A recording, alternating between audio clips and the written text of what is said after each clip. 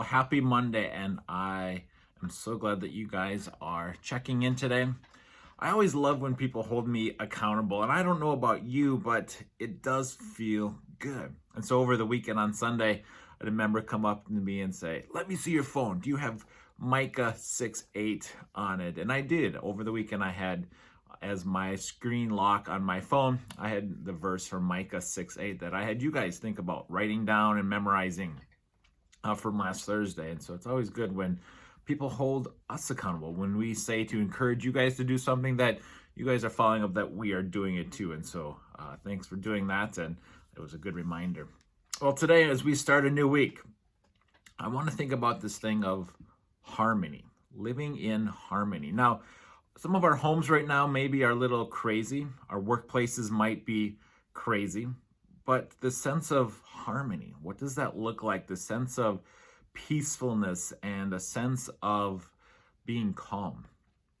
Well, I'm going to read to you from Romans chapter 15:5. And so it's the King James Version that I've selected for today. And it gives us this little background in harmony. This is what it reads.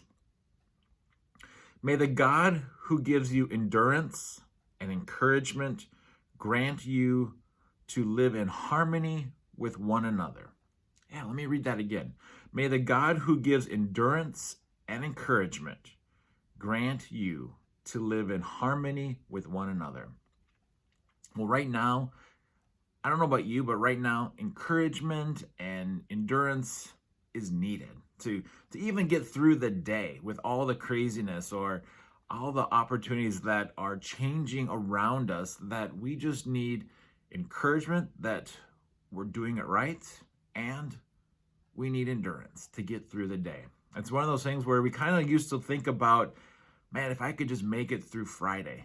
Now, I don't know about you, but it's like, I just want to make it through today. And those are the challenges that we're facing. How to manage our time, how to manage all the things that we need to do with enough encouragement and enough endurance to get through just one day, let alone 5 days in a week.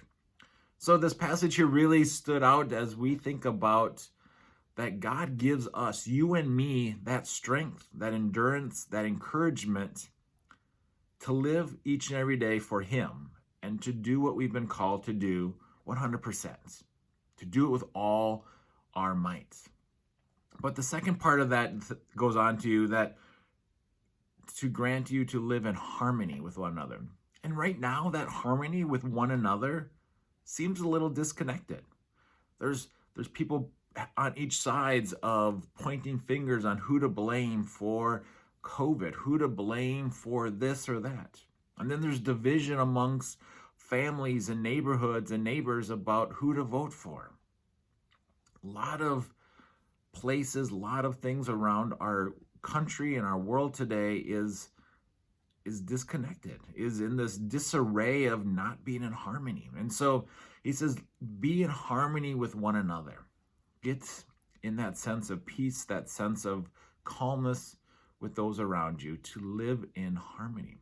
And it's challenging. It's challenging, especially when you live or have viewpoints that are different than someone else and who speaks louder.